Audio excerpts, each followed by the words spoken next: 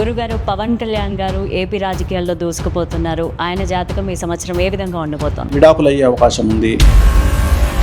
CBI, ACB, CID లాంటి కేసులు ప్రాబ్లమ్స్ను తెచ్చేటువంటి అవకాశాలు ప్రస్ఫుటంగా కనిపిస్తున్నాయి.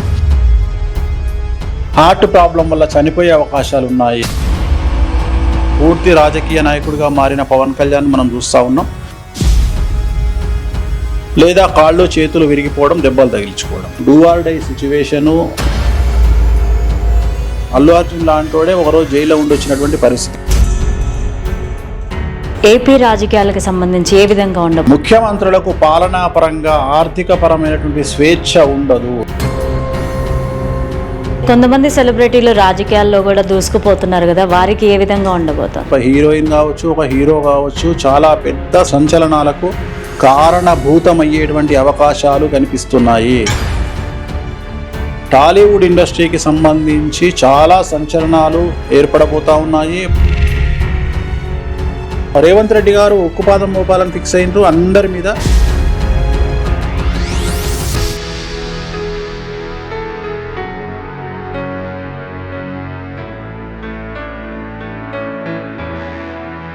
ఖచ్చితంగా ఈ సంవత్సరం చాలా తీవ్రమైనటువంటి సమస్యలు ఏర్పడబోతా ఉన్నాయి. Controversy Ugadi with Venu Swamy, streaming tomorrow at 9 AM.